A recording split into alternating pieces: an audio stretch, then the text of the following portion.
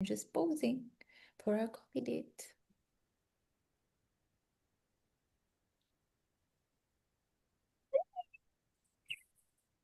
Oh, hello, honey.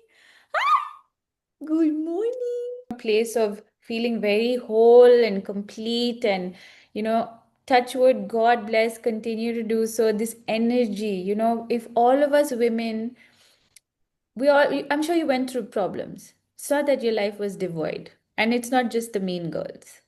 I've always said this that life is like a ECG line. It goes up and down, up and down, up and down. So it is bound to go down. But it is bound to go up also, right? Why can't we just focus on the up than on the downs? ठीक है, down तो होना ही है. वो तो it's like inevitable, right? It's like death. वो तो आनी है. But what did you do with your life? That's more important, right? What did you do with your life? Yes, yes. तो होगी. Everybody is going to come, everybody is going to go. But what about that in between? Did you live it? Did you have fun? Did you enjoy it? Did you How did do it? you show up? Yeah, how did you show up? How did you show up? That's pretty important. And my journey of coaching basically started after I had my daughter. So this is 2020 and peak COVID. Uh, I came home for my pregnancy, and after I gave birth, she was in NICU for about 2 weeks. And because it was COVID, they did not allow us to meet the baby, to see the baby. All of that was happening. I got a small clot, what is that, clot in my brain, because of which I was admitted in a different hospital. So she was in another hospital, I was in another hospital. I couldn't breastfeed. None of that normal mother child thing happened. So I lost connection. I felt disconnected. I felt I don't know who this baby is. There was a point in time, Mariam, they used to do video call. Okay, so every day they used to show us the baby and say, she's fine or she's doing okay. You don't have to worry. So every day, one video call we used to get. And in one of the calls, I was coming back from my hospital where I was getting treatment for my plot. And while coming back, I just started crying looking at that video. I said, this is not my baby. They're showing me the wrong baby. I mean, my husband was so shocked. He said, it's the same baby. I said, no, it's not my baby. And trust me, I can swear on God, it was not my baby. They were showing me a different baby. I still believe it. I But trust you, believe you. Yeah. so when she came home, I was disconnected. I could feel. So I got a C-section. She was preterm. She came in the 7th month itself. And while they were doing the operation, I could feel something come out of me, as if a part of me really left my body. And that was the reason why my body actually went into shock. And because of that shock, I got a clot in my brain. And I knew something had just been removed from my body and it was not the right time. You just know. Your body knows it was not the right time for the baby to come out, but the baby was out. And my body was actually looking for the baby. Ki gaya kahan? Where did the baby go?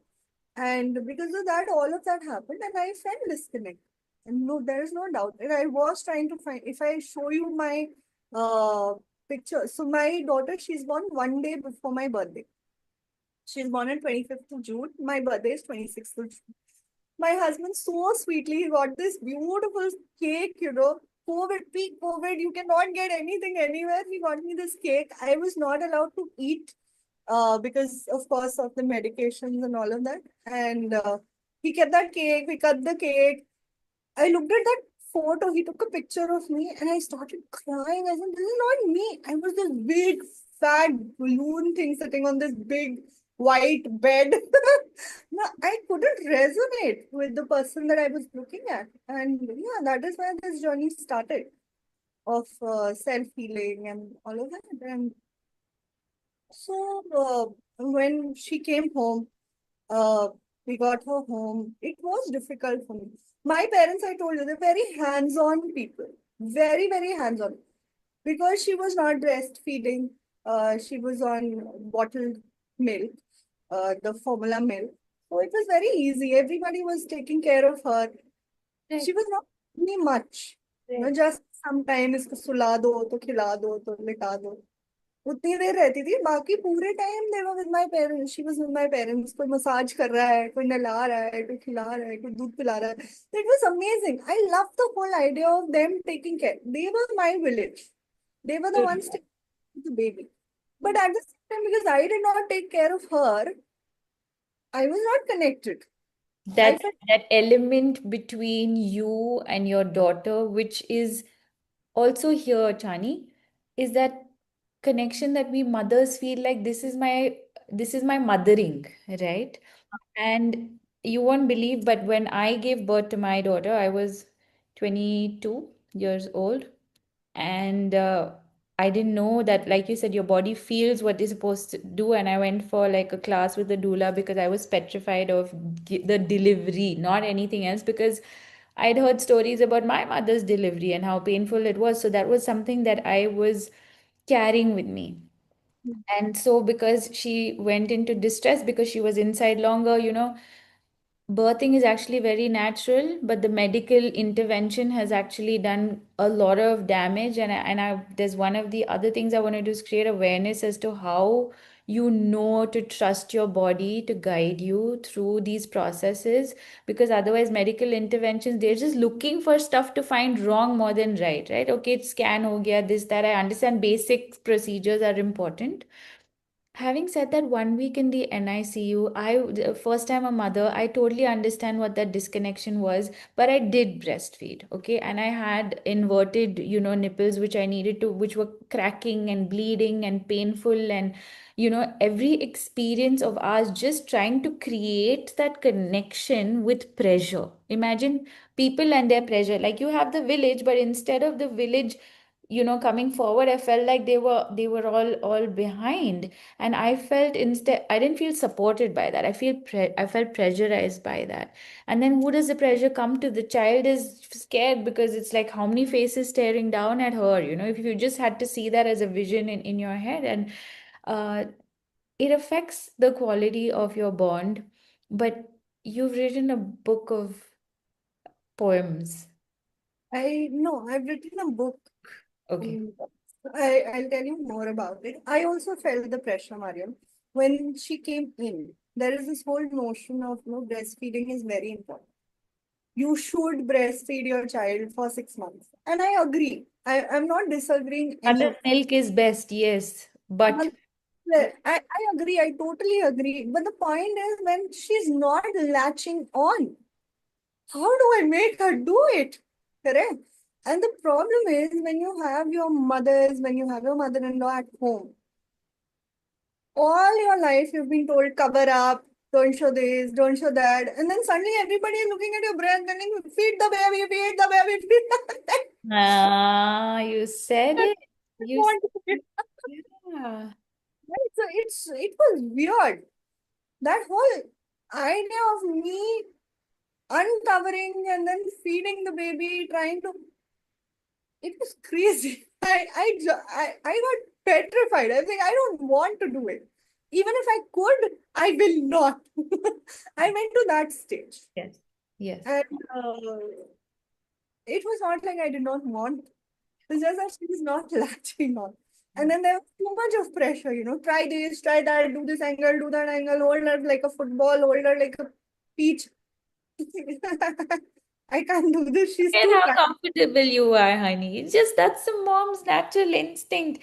I feel like when there's so much in information and so much, and in the way that it comes to us, like they're projecting that fear and all of that. And I feel like we need to just say a prayer for all of us women who've chosen marriage, who've been lucky to get good families, but some of us who've chosen marriage because we believe that that's our work. We believe in, the pride of being such an important part of coming into a family. The kind of responsibilities are not just about, making sure food is on the table or there is a snack for the kids later, but just that whole becoming process. And I really want us to create a space for women to open up and talk and get the right guidance, because I feel when you're going to cook, don't you need to prepare to get the ingredients, have them ready, and then cook? You know, a lot of times I said, oh, you don't need to. ऐसे नहीं पकाते, you just stand over the stove and do it. I said, you stand over the stove and do it when you're a master. Right? You can do that because you know your quantities. You've diced and probably cut two tomatoes with one onion and that adrak ilachi, whatever combination, you know it. So if my mother-in-law is dumping the ingredients and baking cakes, I still need to do the process of measuring it out, getting my bowls, then putting it in. And a lot of people are not understanding the process involved, which comes to why our mentor is a mentor, because there has been so much process. It's not like you just sit and talk. Yes, we can counsel also, but if we initiate you into the program and say that this sort of happens, which is what we then realized we needed to do, we sort of then got into the art of being a woman. It's a science and an art to be a woman, to accept that I am a tomboy. I am dressing with that, but there are so many different kinds of versions of me that come out. And we're, right from having to cover up and not show to now saying, there you go, baby, like juice up. You're just feeling like, how do you make that switch without the preparation? You had your fufa sit down and tell you about, sorry, you were saying. I've seen mothers be just fabulous, right? Just being they own being a mother. Absolutely. Yes, 100%. What they're getting into. I did not know what I was getting into because the picture that I'd seen before having the baby was completely different. It was all about bacha pal jata hai. Joy and happiness to the family, and you know Good part, right? But nobody talks about the bad part or the tough part, if I may call it. and it's only tough because you're unprepared. I want to say that because I've had three also, you've had two now. Yeah, so if somebody It's would have easy if you're prepared.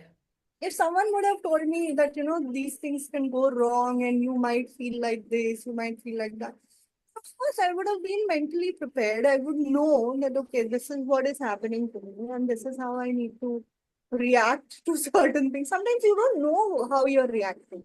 You Yes. are reacting, but you don't And in know how. school and college and things like that, say, here's my question, and this is for all women. Everyone's so focused on learning something that's going to earn them money, which is amazing, which is great.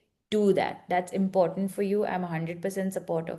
But isn't it as important for you to put yourself through a program that teaches you what women have been experiencing, going through, and now actually have for you an entire prepared document with explanations, with workshops to take you through, and then for you to pick and choose? It's like saying, expose yourself. We believe in that exposure. Like you had a job, you had a thing. Of course, we can't experiment with baby making. But through each other's shared stories, right, we learn and we grow. Having this conversation, this live, we had something else prepared, but just seeing how beautiful, like you bring your story, it can look like a set of questions to me, but you brought so much today, about all of these experiences, the good and the parts that are tough. And that's just because we can't do everything all the time. We can't be perfect all the time, but there is a need to grow Yeah. and to understand more than anything. Forget that. It's just need to feel like, who am I in all of this? When you say disconnection, it's first with, who am I? I've changed, I've lost, like I was carrying a baby, it has been removed, and not in the way that natural birth happens, a premature baby, and suddenly feeling like, okay, I had an idea, but the actual feels so different. Not being able to recognize who you saw when a picture of you was taken, for example, because anyway everyone dressed you, but who dressed you for birth? I would say, after seeing everyone, that this, for the last birth I wore pretty makeup and kept my hair all ready, because that's good, because you want a picture of yourself after you give birth. And how you now have to start taking responsibility for the areas of your life where people are not showing interest. And that's you, isn't it, honey? And Mariam, to be very honest, I never felt like she's a daughter. I always felt like she's a sister.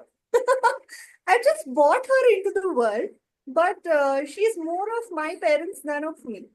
So they still take care of her. Initially, because we were in the forces, we were traveling all around. My husband, he was in the Navy. Now he has retired. And we have finally settled here in Gurgaon. My parents live just 100 meters away. My dad still comes over and sleeps here because of her. Right. So she is like a daughter to them.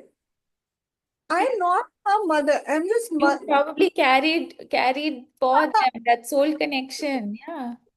carrier. Yeah, absolutely. They're still her actual parents. And me and my brother both feel like she's not. My brother, she calls him by name. She doesn't even call him Mamu. And everybody keeps saying Mama ji bolo, Mama ji bolo. Nahi, Bhasu is Bhasu. Bhasu is always Bhasu. Everybody has tried to teach her since forever. Call him Mama, call him Mama, call him Bhasu. But Bhasu. coming from the kind of family that you come from, imagine her growing and saying, Chani gave birth to me and she's the channel, but I really feel like, Yeah, your parents are her parents and your brother's her brother. and I always think children select their They families they do. when they are in the heaven or wherever they are. So wherever they are coming from, they always choose their parents. They always choose their family, and she has chosen us because we are their children. Oh. Because she I think wants. यहाँ पे तो बहुत बड़ा trophy होना चाहिए your parents के लिए. Seriously, it'd be such a pleasure to have them speak. I'm sure they'll be like, "What did we do? We just did what, yeah." They're mostly like that. मैंने कौन सी बड़ी बात हो गई? And I told my father a couple of days back, आप क्यों यहाँ आके सोते हो? वो भी गद्दा लगा के सोना पड़ता है. आपको दिक्कत नहीं होती? इट्स ओके ना, ये सो जाएगी. 2 दिन लगेगा एडजस्ट होने में, 2 दिन रोएगी, तीसरे दिन ओके, she'll become fine ना. Why do you want to? अभी पूछ रही है ना, कुछ दिनों बाद नहीं पूछेगी. नहीं, ये कौन सा लॉजिक है भाई? How beautiful! How beautiful! It is. So after a certain age, the kids don't look for their parents anymore. There will be milestones. Yes. They're busy with their school, they're busy with their friends, and they have their own circle. So my father says, right now, I am her circle. Just let me be her And that circle. gives them both that bonding and connection. And, so let's come back. So, what is your book all about? So this was my third book. It is called Always By You. So when he was in my tummy, I always had this feeling, what if I'm not alive anymore? Yeah. And, I have still not processed it. So that's why all of these emotions. But yeah, so I thought there has to be a guide or a manual that my daughter can have if in case I'm not there, to how to lead her life. Yeah. Yeah, what to do, what not to do. Um, what I would like her to be like. So just small things, just Let's order this book now. Will you please give us the title and where it's available? it's available on Amazon. You can search my name or the book's name. It's called Always By You. And I feel it's a book which every girl can have, every woman can have. Single fathers who don't know what to talk to their daughters, they can have the book. Um, Women who have not had that motherly figure in their lives, they can have the book. So anybody and everybody who feels they've lost connection with the mother around, they Yeah. can. It will be a fabulous book to have. And it is basically like a guide.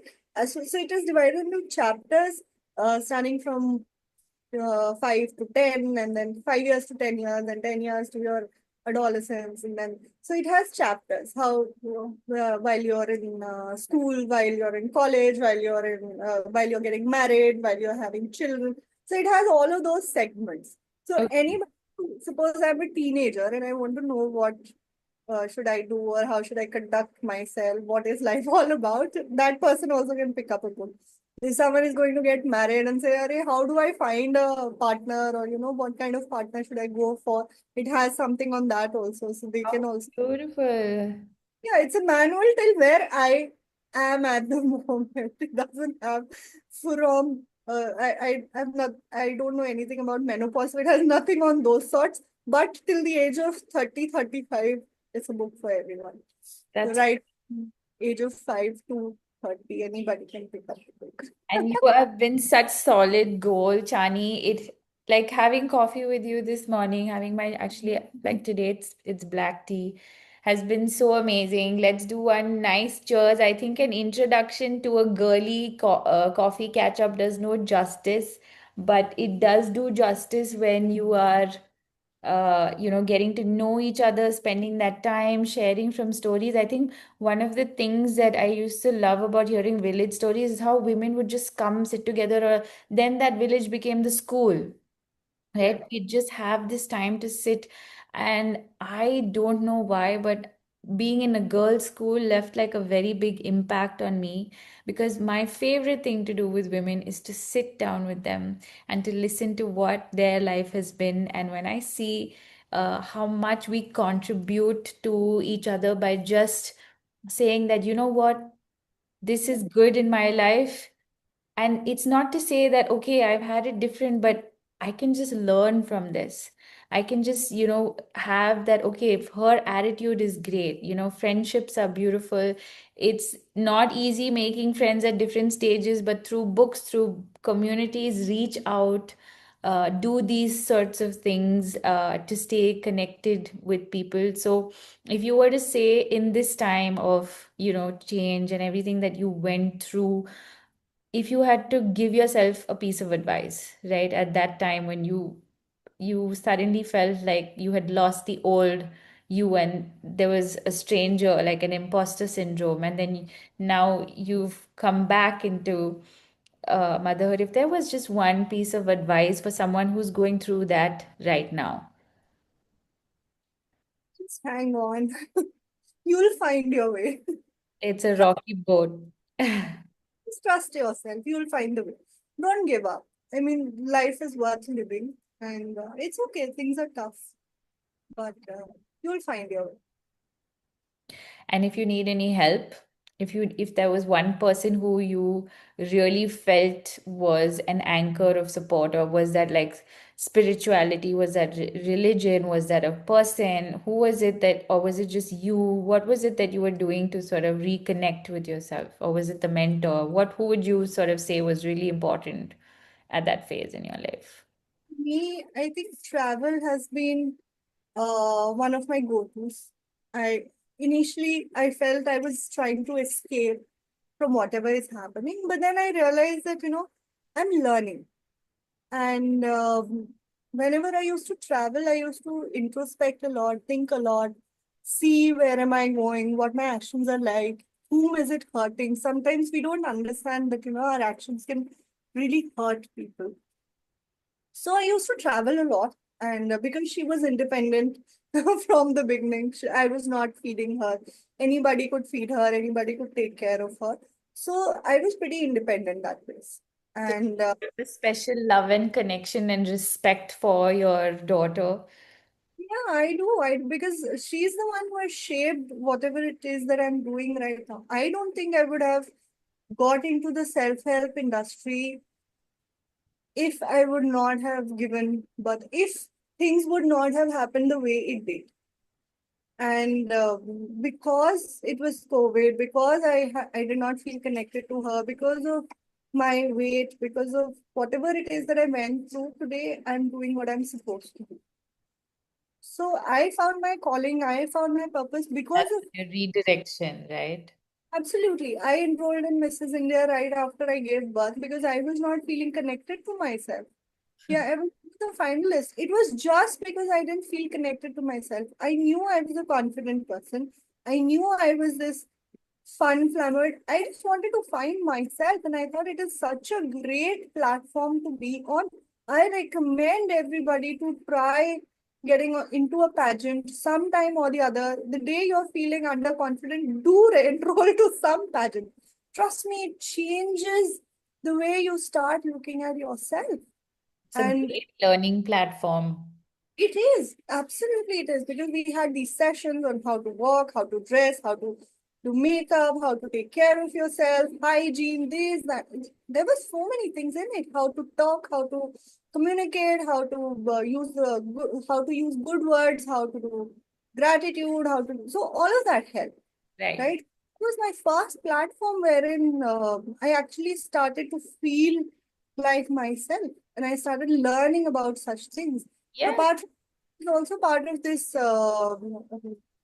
company. It's called QNet, and I was working with them before the baby happened. And because of the baby, I lost connection and I stopped working with them. But even when I was in that company, it was all about it was into business development and how you can, sell out products and things like that. I learned so much, and I was already in sales, so I did know how important sales is, Right. and connect to your customer, how to connect. But there, I understood what rejections are like and Mm. how much they can start affecting you. So I learned from there as well.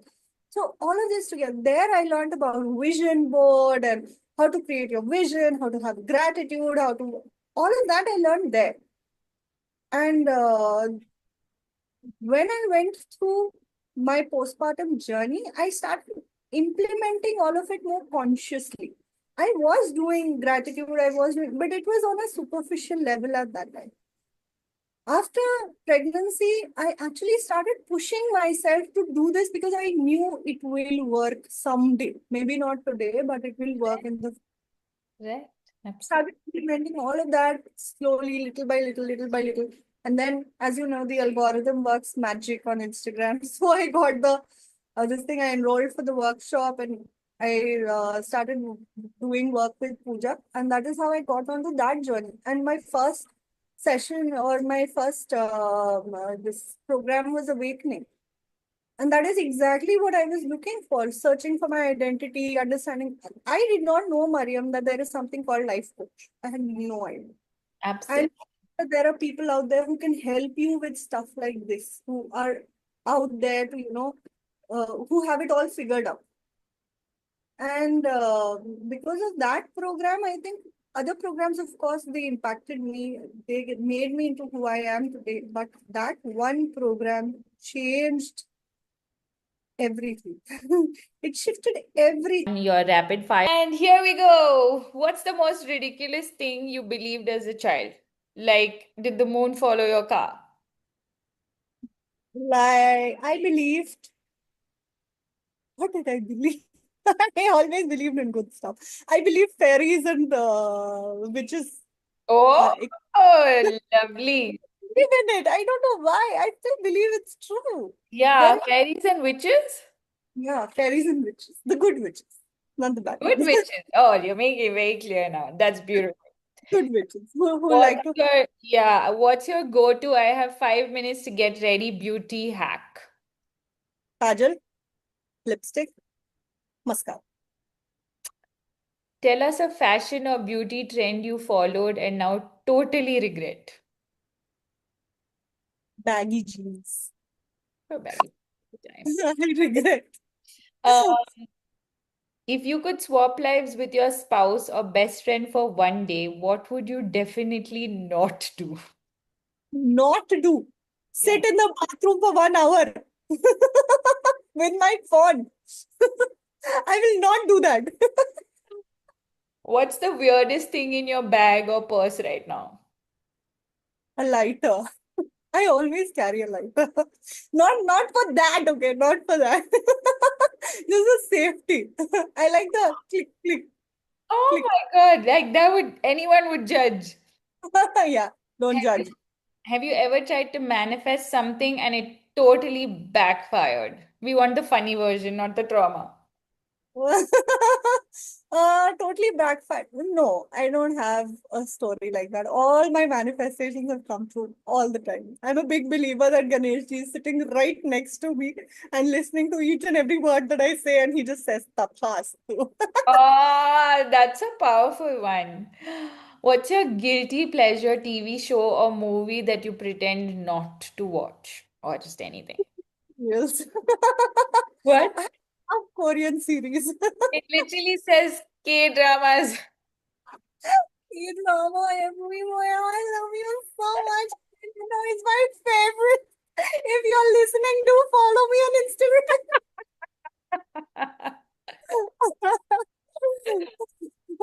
Okay, last two questions. If your kids or partner were interviewed about you, what's something hilarious that they'd say? But she's messy. That's not hilarious. It is for them. You laugh They're about it. cleanliness and keeping organized, and then she's the most messiest person they know.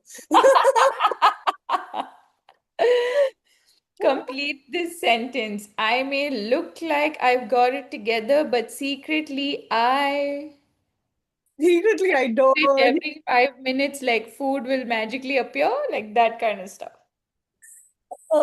Say the line again.